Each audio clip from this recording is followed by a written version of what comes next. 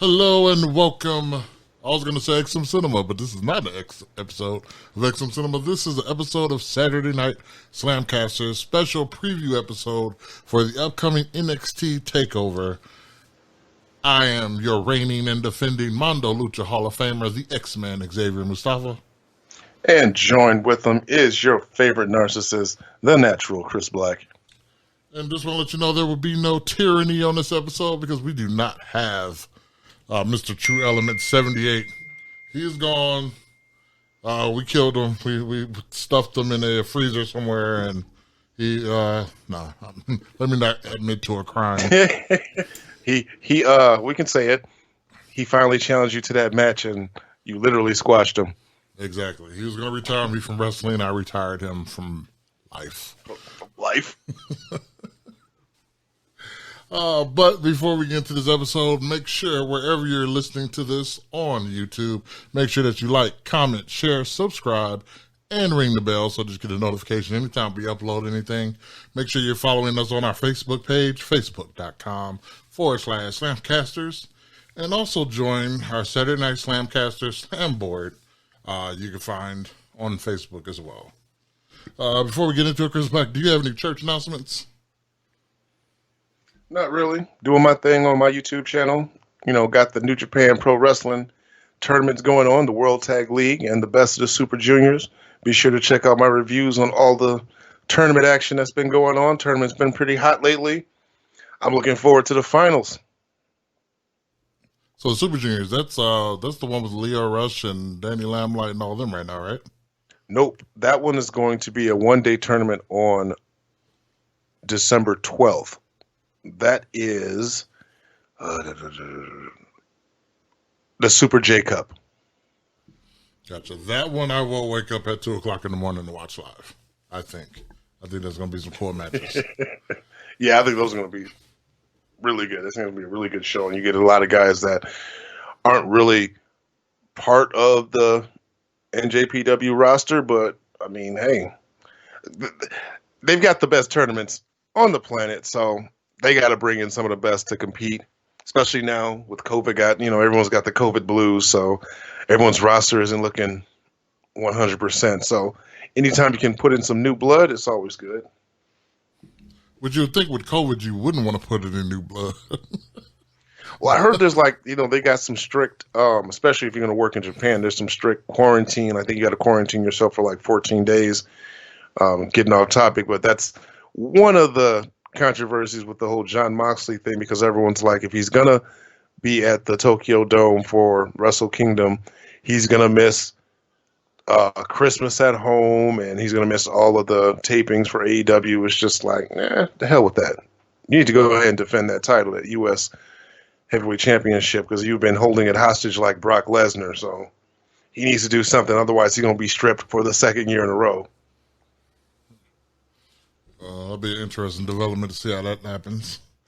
But let's get to the reasons why we're here. We're talking about NXT TakeOver that is going to be going on this Sunday, which is December 6th.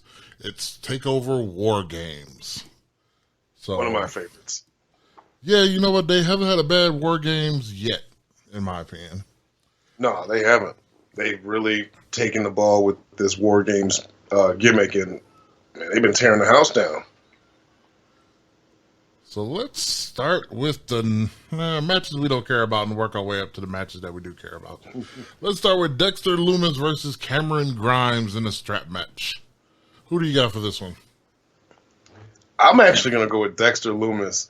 I've expressed that I'm not really a fan of his, but I think the strap match got me interested because Cameron Grimes is not going to be able to get away from him. Not that he's been necessarily running from him, but I kind of like strap matches. It's an interesting dynamic, being tied to your opponent. Is it the kind where you have to touch all four corners, or is it just you guys are tethered together and you got to pin or submit them? I hope it's both, because I always like both. The last great strap match I think I remember seeing was it Eddie Guerrero? JBL. Was it JBL when he was tagging the post behind him? After he did? And he didn't know? Like, I that think was so. great. And they have not came up with a better finish in the strap match since then. Right. Yeah. So I think that's a Texas Bull Rope match. I think that's what they call that one. So I think this just might be a standard strap match, but I'm going with Dexter Lumis. Again, not a fan, but I'm an extra not a fan of Cameron Grimes. So I'm going to go with Dexter Lumis, too, even though Dexter Lumis has been getting the upper hand on Cameron Grimes for several months now, and somehow this feud is still going on. So maybe I should say Cameron Grimes, just so maybe that will be the catalyst of this program going somewhere else. yeah, but I don't know. Dexter Lumis is the quote unquote face, isn't he? So He if Cameron is. Grimes wins, it seems like they would have to continue. All right, well, let's hope Dexter Lumis wins, and this is it for him and Mr. Cameron Grimes. They need to do some other things. Where do you see Dexter Lumis going after this if he does get a victory? Like, who's he going to stalk next? I would like to see, I think him and Johnny Gargano would be funny. Oh, yes, I'm gonna have to agree with that. I'm gonna have to agree with that. I hope they go that direction. Yeah, that would be hilarious. All right, then next up, we got Tommaso Ciampa versus Timothy Thatcher. I actually kind of like the build to this match, especially what happened on NXT this week, where Timothy Thatcher was doing one of his Thatch Can segments, and he thought that he was going to be doing this with one of his students, and then he turns around and Ciampa's standing there in the ring, but then his student attacks Ciampa, and then they jump him, and of course that doesn't last long. So what do you think about these two?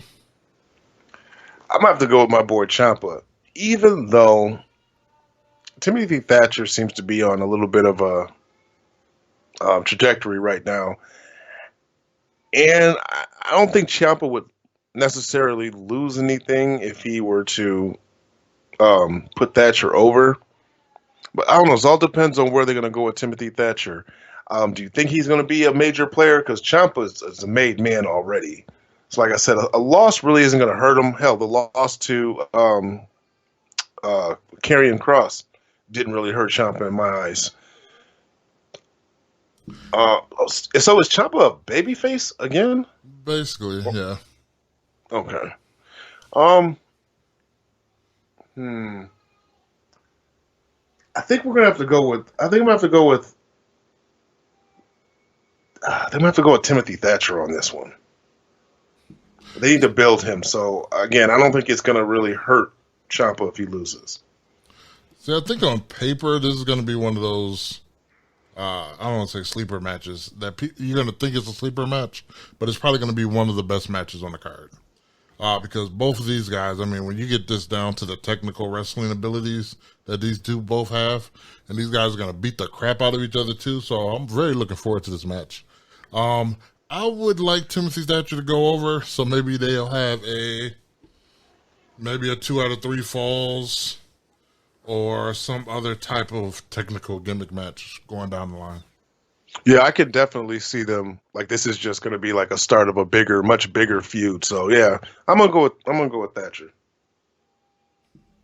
Next up, we got the NXT North American Championship on the line in a 3-way. We got Le Champion Leon Ruff versus Damian Priest versus Johnny Gargano. Okay. So I don't know about this Leon Ruff guy.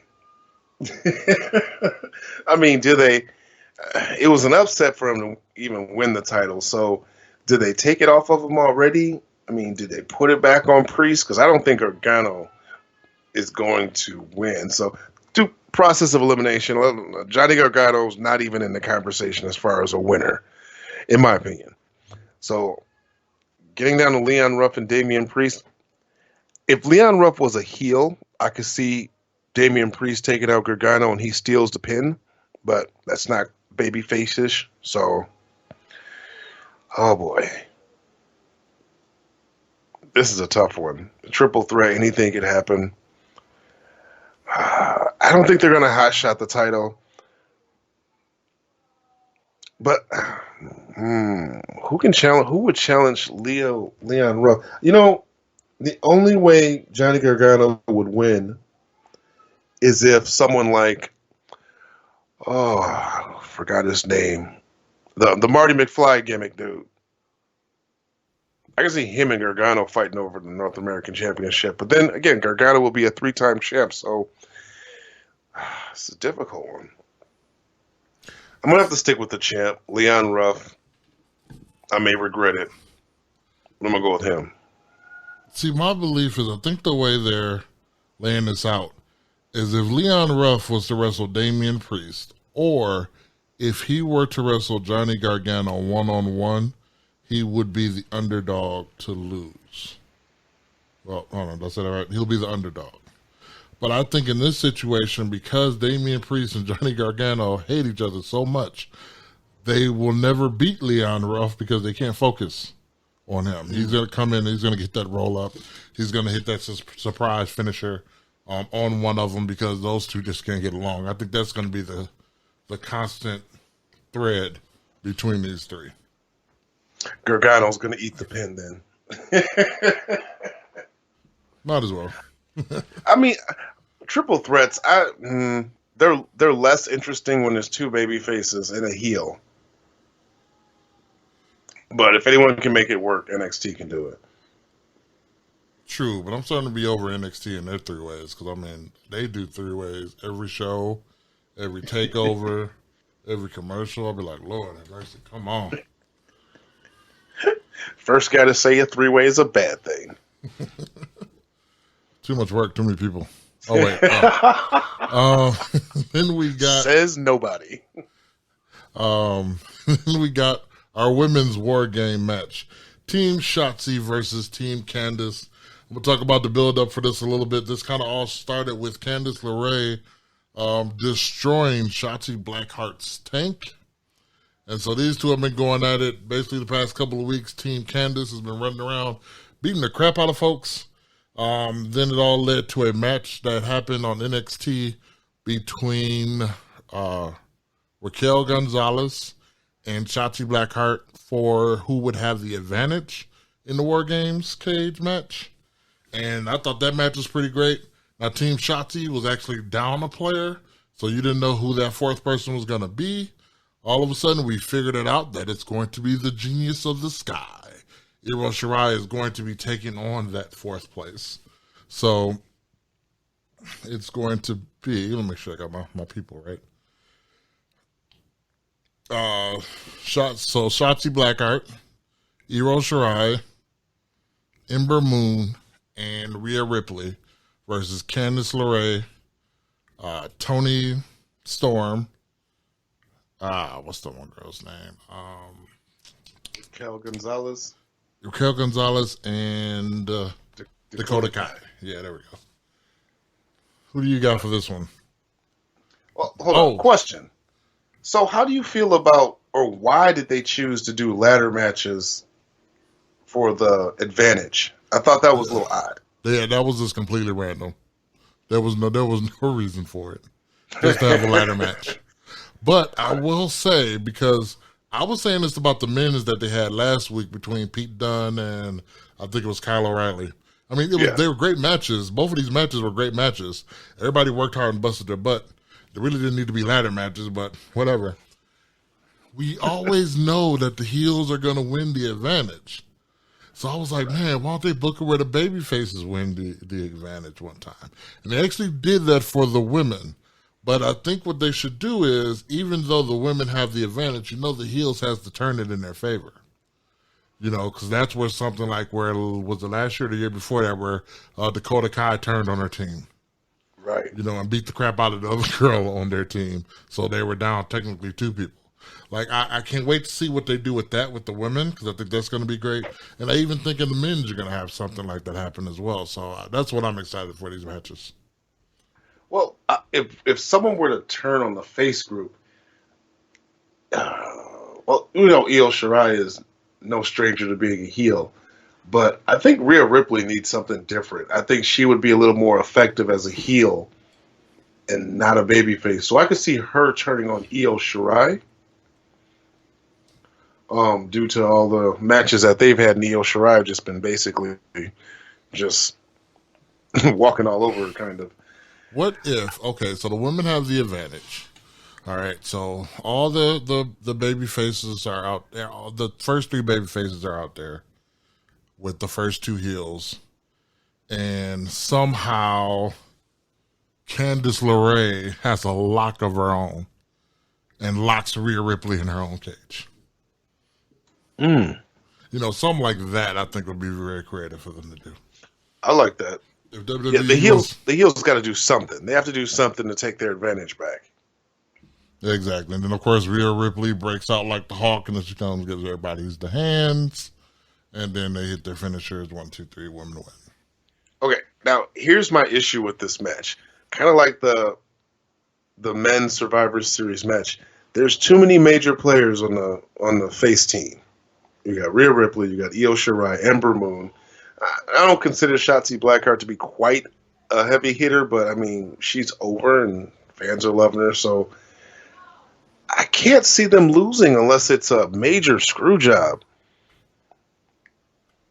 Yeah, but on the other side, you got Toni Storm, and she's established herself in the NXT UK very well. Dakota Kai has been doing pretty well. Raquel Gonzalez. Dakota Kai, to me, she can't win the big match.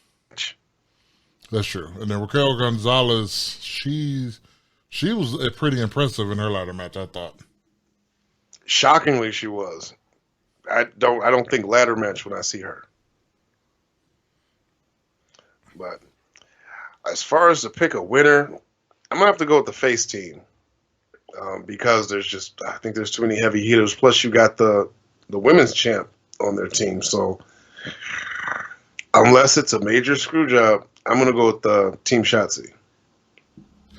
I'm going to go with the heel team on this. I want to see either Dakota Kai or Toni Storm pin. Wait, it's not elimination, is it? I believe it is. I think because that's the gimmick. Like, no one gets eliminated until everyone's in the ring. So I would like it to come down to Io Shirai and either Toni Storm or Dakota Kai, and then one of them gets the pin on Shirai. And then that's our feud going forward. I could see that. Yeah, I could definitely see that, especially if moving forward, who do we have for Shirai to build a feud around? I'm going to keep my original prediction, though. I'm going to stick with the Team Shotzi. But I like what you just suggested.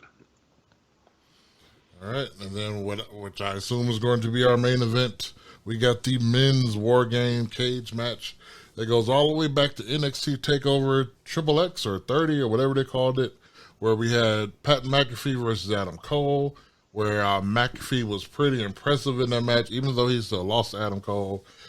He was not done with the Undisputed Era. He hired Ridge Holland to take out Adam Cole at TakeOver 31.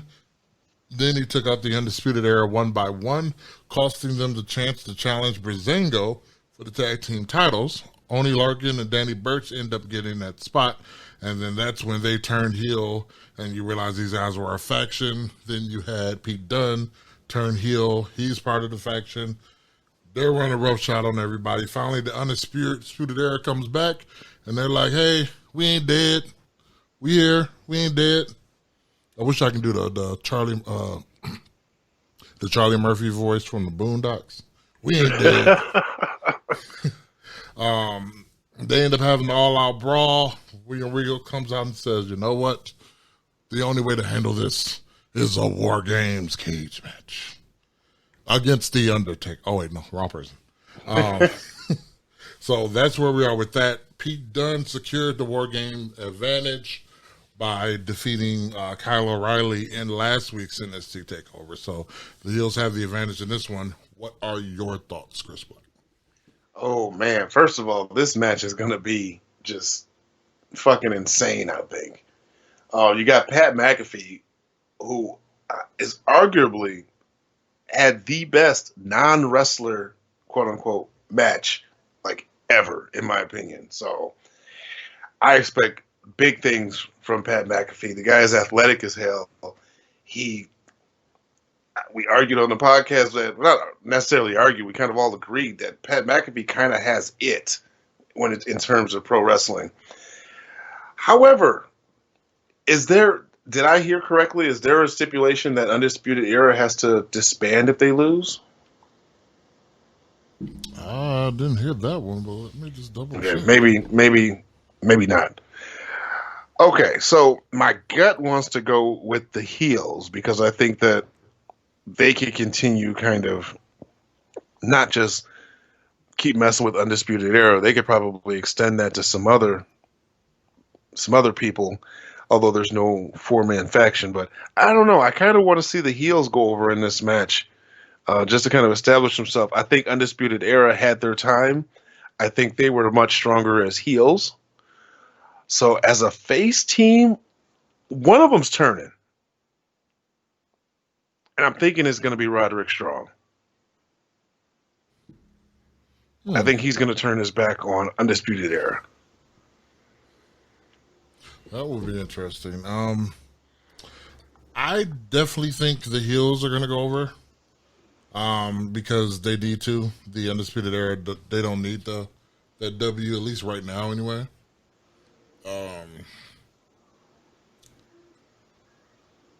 Roddy Strong heel turn.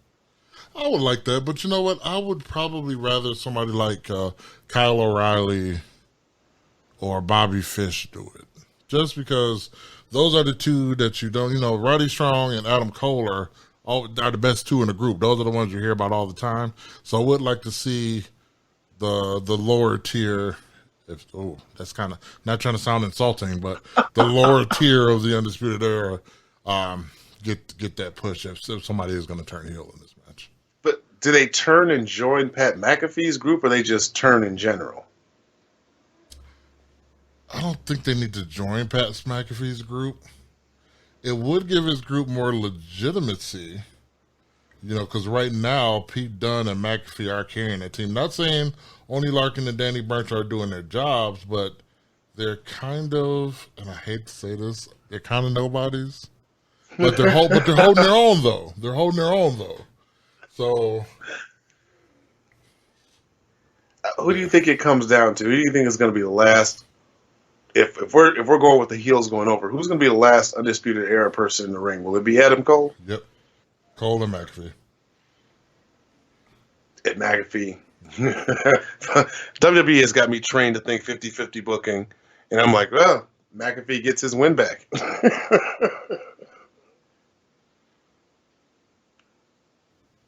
Yeah, that's my thoughts. Bottom line, this match is gonna kill it. I'm expecting high. I got high expectations for this match, and I don't think that I'm going to be disappointed at all. I think these guys are going to they're going to show out in this match.